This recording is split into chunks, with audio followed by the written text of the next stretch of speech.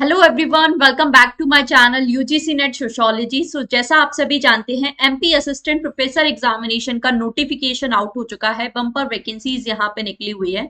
आज हम लोग कंप्लीट डिटेल डिस्कस करने वाले हैं। क्या एलिजिबिलिटी क्राइटेरिया, एग्जामिनेशन पैटर्न क्या होने वाला है, सिलेबस, एग्जामिनेशन डेट क्या है, सभी सब्जेक्ट्स के बारे में यहाँ पे बात करेंगे। तो फटाफट से आ जाइए। एमपी असिस्टेंट प्रोफेसर का ये जो नोटिफिकेशन आप लोग देख सकते हो ऑफिशियल वेबसाइट पे, मतलब दिसंबर एंड में ये जो नोटिफिकेशन है आ गया था, और आज इसकी जो कंप्लीट डिटेल्स है डिस्कस करेंगे। मुझे अगर आप पहली बार देख रहे हैं, सो मेरा नाम है जूही जैनन। इस चैनल पर मैं आपके लिए क्लासेस लेकर आती हूँ सोशियोलॉजी सब्जेक्ट की। लास्ट 3 ईयर से मैं UGC net examination, set, assistant professor examination की प्रिपरेशन करा रही हूँ। चैनल को आप जरूर से सब्सक्राइब कर लीजिए। ये चैनल है डेडिकेटेडली सोशियोलॉजी के स्टूडेंट के लिए, बट यहाँ पे सभी सब्जेक्ट्स के लिए जो असिस्टेंट प्रोफेसर वैकेंसी है सब मैं यहाँ पे डिस्कस करने वाली हूँ। मेक श्योर आप चैनल को जरूर से सब्सक्राइब कर ले। आ जाते हैं हम लोग अपने नोटिफिकेशंस पर। तो एमपी असिस्टेंट प्रोफेसर एग्जामिनेशन में टोटल 1237 पोस्ट के लिए यहाँ पे जो वैकेंसी है निकाली गई है। 19 सब्जेक्ट्स में ये जो वैकेंसी है निकाली गई है।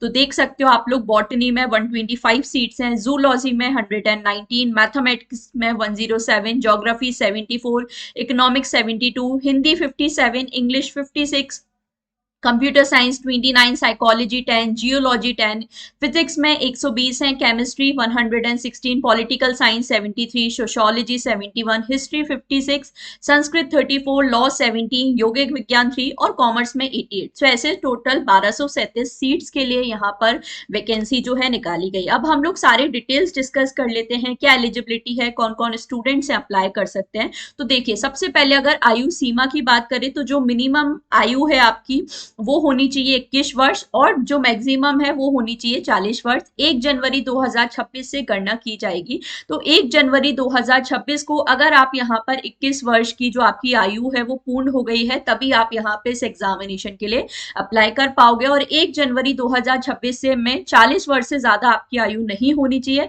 अदरवाइज आप इस वैकेंसी के लिए अप्लाई नहीं कर पाएंगे। तो इस चीज का जरूर सभी लोग अच्छे से ध्यान रखें। अनिवार्य शैक्षणिक अर्हता की अगर हम लोग यहाँ पे बात करें तो वही जो मास्टर्स है उसमें मिनिमम 55% मार्क्स होना चाहिए। आपके सब्जेक्ट में आपका नेट, यूजीसी नेट, सेट या फिर जो एमपी सेट या फिर जो सीएसआईआर नेट एग्जामिनेशन है वो क्वालिफाई होना चाहिए। तो मैं एक बार इंग्लिश में भी आपको बता देती हूँ। तो मास्टर्स डिग्री यहाँ पर आपकी कंप्लीट होनी चाहिए विथ 55% मार्क्स, अगर आप यूआर कैटेगरी, जनरल कैटेगरी को यहाँ पे बिलोंग करते हो, यूजीसी रिकॉग्नाइज्ड यूनिवर्सिटी के द्वारा। और आपको उस पर्टिकुलर सब्जेक्ट में या तो यूजीसी नेट क्वालिफाई होना चाहिए या एमपी सेट क्वालिफाई होना चाहिए, या अगर साइंसेस के सब्जेक्ट हैं तो सीएसआईआर नेट एग्जामिनेशन क्वालिफाई होना चाहिए, तभी आप यहाँ पे अप्लाई कर सकते हो। बाकी जिनका ऑलरेडी पीएचडी कंप्लीटेड है उनको यहाँ पे नेट सेट क्वालिफिकेशन होना मैंडेटरी नहीं है यूजीसी रूल्स के अकॉर्डिंग।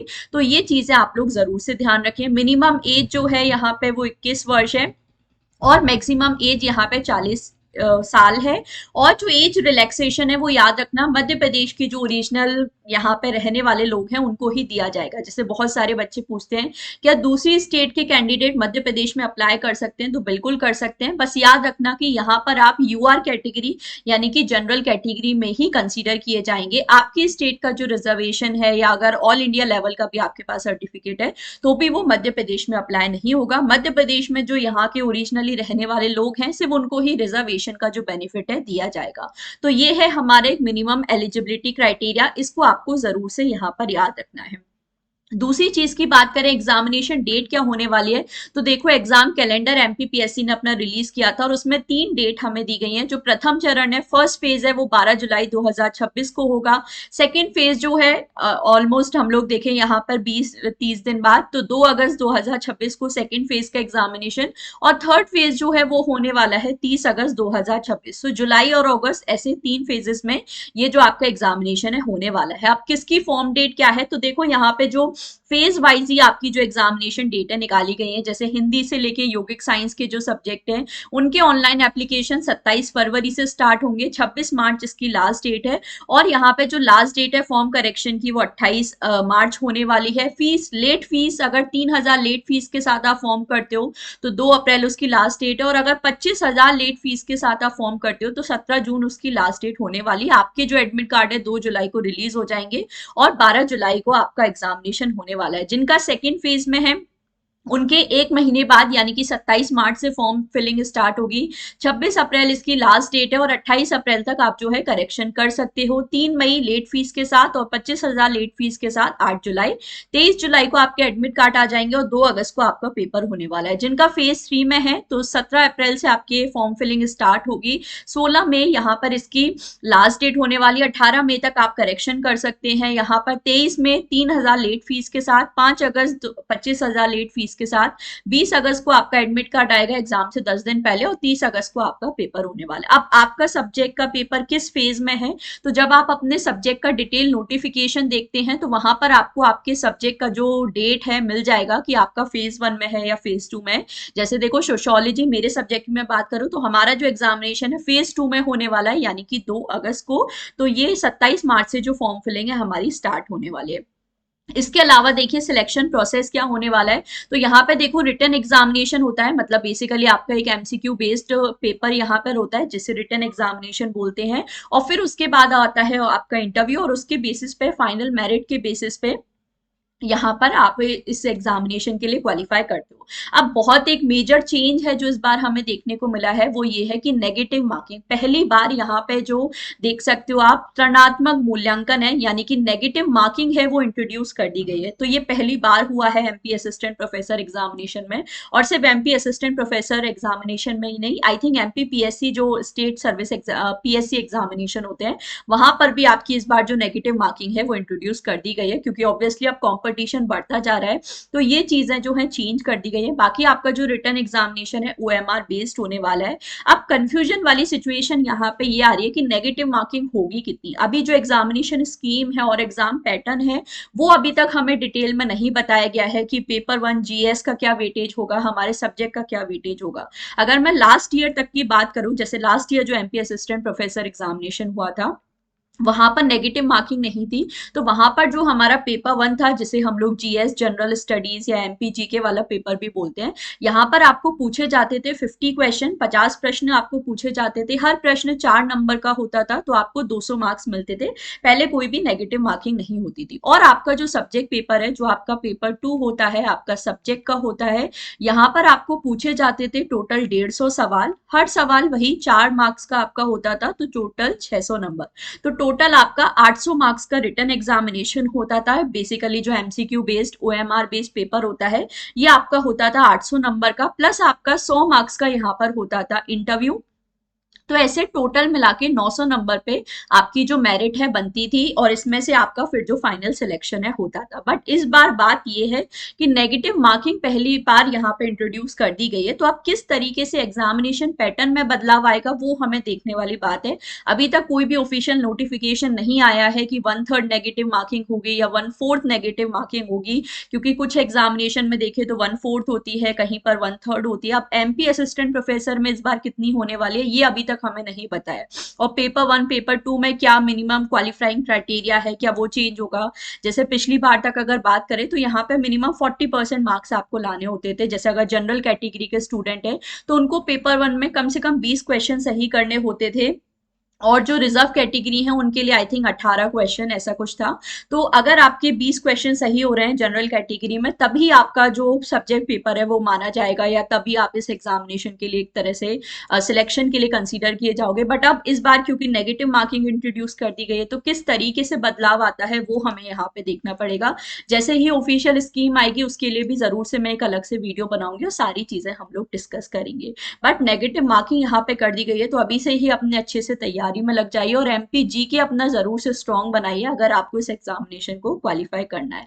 लास्ट चीज बात करें कि यहाँ पे सैलरी किस तरीके से होने वाली है। तो एमपी असिस्टेंट प्रोफेसर आप जानते हो गजेटेड सेकंड क्लास पोस्ट है, परमानेंट पोजीशन है Madhya Pradesh higher education department में। पे स्केल जो आपका बेसिक पे स्केल है वो 57,700 रुपए रहेगा और लेवल 10 यहाँ पे अकेडमिक लेवल है। 7th पे कमीशन जो है अभी मध्य प्रदेश में आपके लिए अप्लाई हो रहा है तो काफी अच्छी सैलरी है। इसके अलावा ये तो बेसिक पे है, इसके अलावा आप जानते हो जो एचआरए टीए वगैरह है वो सारी चीजें भी आप सभी को मिलती ही है। तो काफी अच्छी सैलरी है, परमानेंट पोस्ट है, सरकारी नौकरी जो हम बिल्कुल हमेशा बनने का सपना देखते हैं वो यहाँ पर है।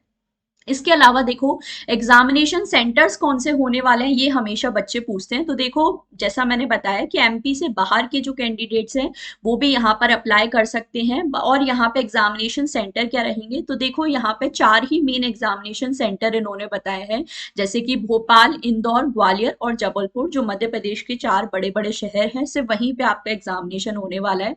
दूसरी चीज है, जो मध्य प्रदेश के निवासी हैं, जो ओरिजिनली मध्य प्रदेश के रहने वाले हैं, वो इन चारों में से कोई भी जो अपना सेंटर है फिल कर सकते हैं फॉर्म भरते टाइम। बट जो अन्य प्रदेश के अभ्यर्थी हैं, मध्य प्रदेश के बाहर के स्टेट से आप बिलोंग करते हो, तो ध्यान रखें आपको केवल इंदौर परीक्षा शहर ही आवंटित किया जाएगा। तो ये चीज जरूर से ध्यान रखें, जो भी मध्य प्रदेश से अदर स्टेट के कैंडिडेट्स हैं, आपका जो एग्जामिनेशन सेंटर है वो इंदौर में ही होने वाला है।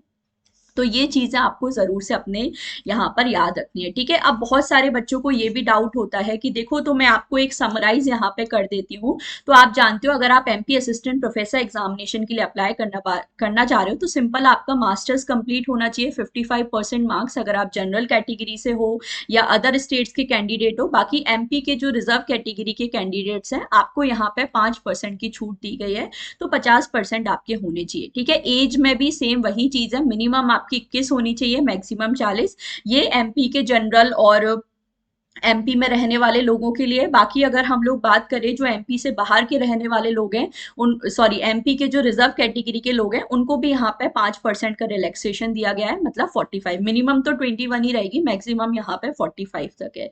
तो ये चीज है। आप देखो एक और, जैसे हमने बोला कि जिस सब्जेक्ट में आप अप्लाई करना चाह रहे हो उस सब्जेक्ट में आपका नेट एग्जामिनेशन क्वालिफाई होना चाहिए या सेट क्वालिफाई होना चाहिए, या आपने अगर ऑलरेडी पीएचडी कंप्लीट किया है तो आप यहाँ पे अप्लाई कर सकते हो। तो एक चीज अपनी जरूर से यहाँ पे याद रखें, बहुत सारे स्टूडेंट पूछते हैं कि हम बाहर की स्टेट से हैं, हमने सपोज ओबीसी कैटेगरी में अपना जो नेट एग्जामिनेशन है क्वालिफाई किया है, तो क्या अब हम लोग जनरल कैटेगरी से इस एग्जामिनेशन के लिए अप्लाई कर सकते हैं? तो देखिए आप लोग बिल्कुल कर सकते हैं।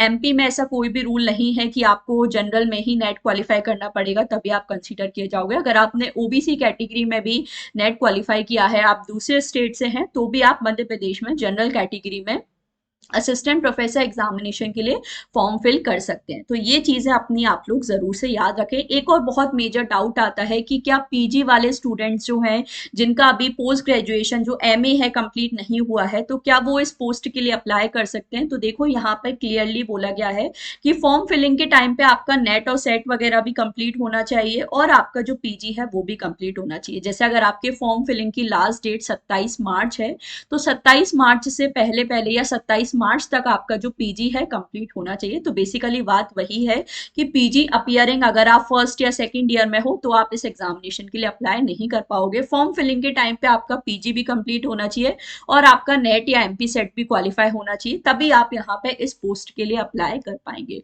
तो ओवरऑल जो एलिजिबिलिटी क्राइटेरिया है सारी चीजें बता दिए। देखो सिलेबस की बात करें तो ऑफिशियल वेबसाइट पे सारा सिलेबस मिल जाएगा। मैं अलग से आपके लिए डिटेल वीडियो भी बना दूंगी जहां पे सारा सिलेबस डिस्कस करेंगे। हो सकता है कि इस बार हमें कुछ चेंजेस देखने को मिले, क्योंकि जैसे नेगेटिव मार्किंग इंट्रोड्यूस की गई है, तो वो भी सारी चीजें मैं आपको यहाँ पे बताने वाली हूँ। सो आप चैनल को जरूर से सब्सक्राइब कर लीजिए, आपको इसी तरह की सारी जो इंपॉर्टेंट ऑथेंटिक इन्फॉर्मेशन है वो यहाँ पे मिल जाएगी। कोई भी आपका डाउट है किसी पर्टिकुलर सब्जेक्ट से रिलेटेड, आप चाहते हो मैं अलग से वीडियो आपके लिए बनाऊं, तो आप मुझे कॉमेंट सेक्शन में बता सकते हैं। बाकी जितने भी सोशोलॉजी वाले स्टूडेंट्स हैं उनके लिए मैं एक अलग से ऑब्वियसली एक डिटेल सेशन लेकर आऊंगी, जिसमें हम लोग कंप्लीटली जो सोशोलॉजी का एडमिशन प्रोसेस है, क्राइटेरिया है और कौन कौन से अलाइड सब्जेक्ट के स्टूडेंट यहाँ पे अप्लाई कर सकते हैं, सबके बारे में बात करेंगे। क्या सिलेबस है, क्या सारी चीजें, सब डिस्कस करेंगे। सो चैनल को जरूर से सब्सक्राइब कर लीजिए, वीडियो को लाइक और शेयर कर देना।